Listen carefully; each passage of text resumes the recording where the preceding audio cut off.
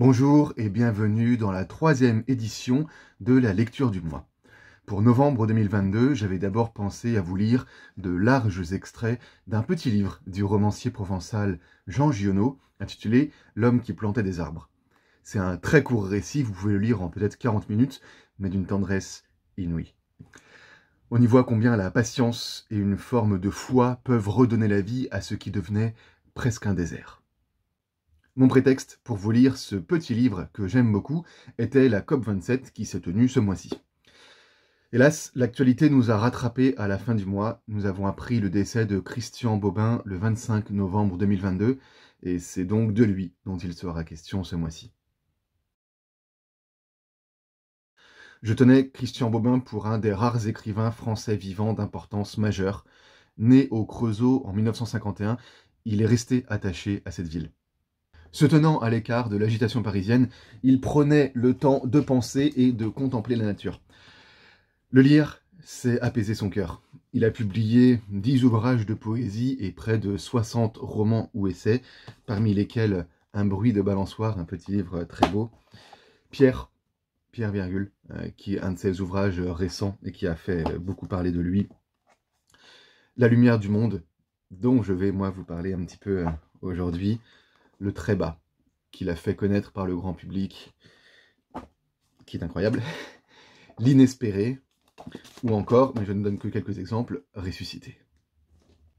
Je veux commencer par vous lire des extraits de La lumière du monde. Vous savez, parfois sur les livres, il est écrit en dessous du titre le genre, roman, poésie, théâtre. Ici, sur la 4e de couverture, il est indiqué « Paroles réveillées et recueillies par Lydie Datas », qui était donc la compagne de Christian Bobin. Avouez que c'est plus beau. Le livre commence par ces mots. Il est extrêmement rare de rencontrer quelqu'un, qu'on voit beaucoup de monde, ou qu'on soit ce qu'on appelle un solitaire. La plupart des gens rendent très difficile de les rencontrer parce qu'ils ne sont pas vraiment dans leurs paroles, ou parce qu'ils sont sans âme. Un peu plus loin, je lis « C'est attristant d'ignorer le nom de ce qu'on aime. C'est un rien de mélancolie pure. Quand on le connaît, le nom vient se poser délicatement dans notre esprit comme un oiseau sur notre main. Nommer ce qu'on aime, c'est l'aimer encore mieux. C'est un surcroît d'amour. Et c'est ce que j'essaie d'apprendre aujourd'hui. » Plus loin encore, je lis « La vie des livres et des gens est très personnelle. On ne peut pas amener quelqu'un à une lecture en lui disant « Lis, tu verras, c'est magnifique », ni à une amitié en lui disant « Tu devrais fréquenter un tel, c'est quelqu'un de formidable. » Ça ne marche jamais comme ça. Il faut trouver soi-même. Enfant, je ne voulais pas qu'on me dicte mon temps ou mes lectures.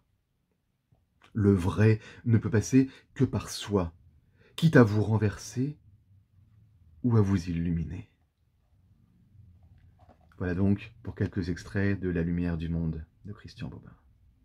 Outre la beauté des sujets dont parle Christian Bobin, la tendresse avec lesquels il les aborde, une chose que j'admire et que j'apprécie particulièrement, c'est son écriture fragmentaire, c'est-à-dire qu'on peut picorer chez Christian Bobin. On peut tout à fait lire le livre du début à la fin, de la première à la dernière page, mais on peut aussi l'ouvrir au hasard, dans la mesure où, j'allais dire, ce sont de tout petits chapitres, mais à peine. En fait, ce sont des paragraphes, et chaque paragraphe, certes, est compris dans la structure complète, mais le paragraphe peut se comprendre en lui-même, et je pense pouvoir dire que je ne trahirai pas sa voix, que je ne trahirai pas sa pensée en vous lisant simplement des extraits, cette fois-ci, de Ressuscité. Le quartier des enfants au cimetière Saint-Charles est sur les hauteurs. Des anges de marbre blanc, hauts d'une 50aine de centimètres, font ricocher la lumière du ciel sur les tombes étroites. Un enfant de 5 ans, mort en 1942, avait un ami de son âge qui, le jour de son enterrement et les semaines suivantes, a affirmé à ses parents qu'il n'abandonnerait pas son copain et qu'il irait bientôt jouer avec lui sous la terre. Les usines du Creusot ont été bombardées un an plus tard. L'enfant est mort dans un des bombardements. Il repose dans la tombe voisine de celle de son ami. Avec un peu de silence, on peut entendre dans ces lieux la douleur et les cris des familles. Avec un silence un peu plus profond, on peut surprendre les rires des deux inséparables, tout occupés à jouer, après le ravissement des retrouvailles.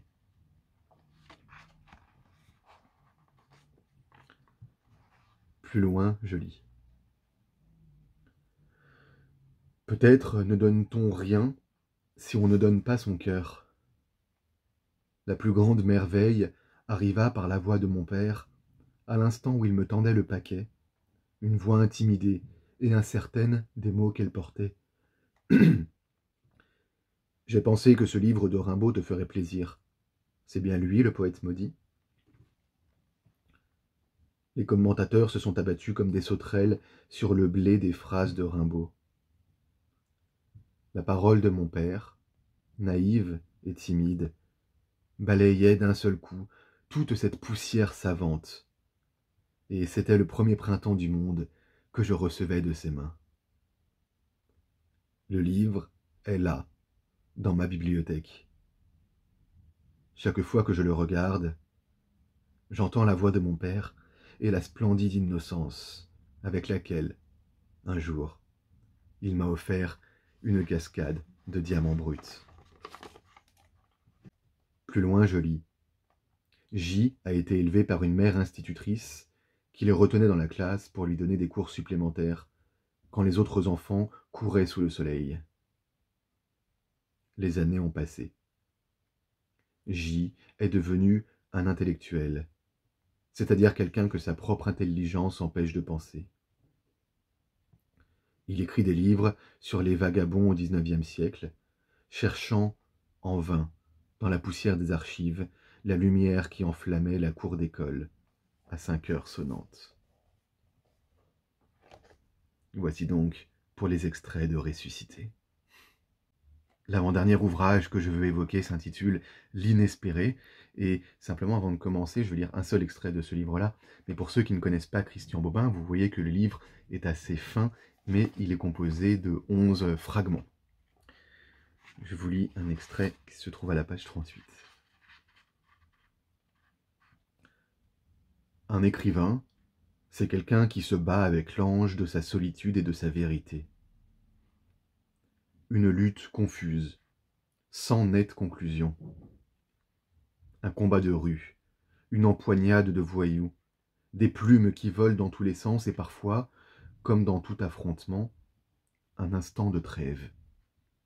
Un livre, parfois. Mais pas toujours, pas nécessairement. Il vous est arrivé de rencontrer des personnes bouleversées par leurs propres paroles. Leur conversation irradiait une intelligence vraie, non convenue.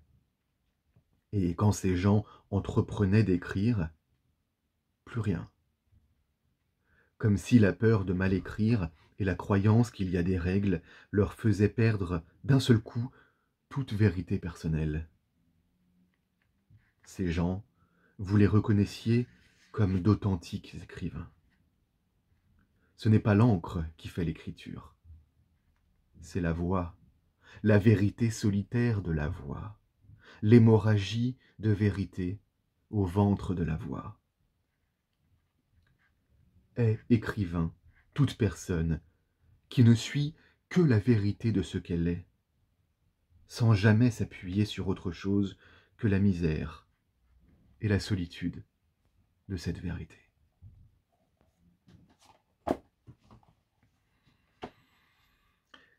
Je vous propose de terminer avec peut-être un de ces livres qui me plaît le plus, bien que tous ceux que je vous ai lus m'aient touché à un degré ou à un autre, mais le très bas l'emporte sans doute.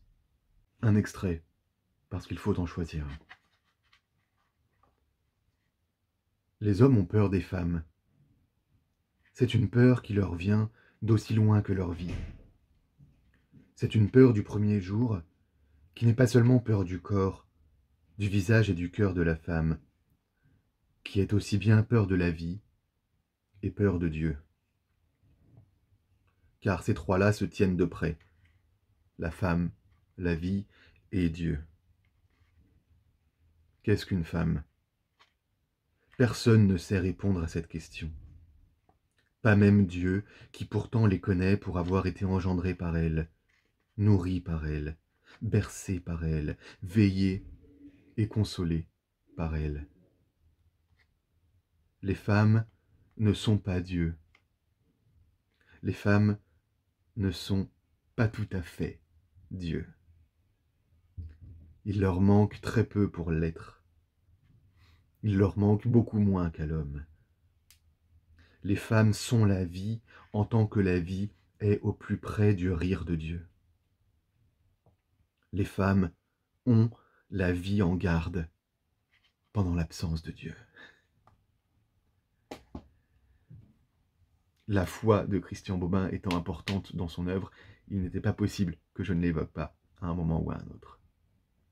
Apprendre la mort d'un écrivain, qui plus est d'un écrivain qu'on chérissait, est toujours douloureux, mais l'avantage est toutes les traces qu'ils laissent derrière eux, surtout quand c'est aussi fin, beau, doux et sensible que Christian Bobin. À nous de le faire ressusciter en continuant de le lire.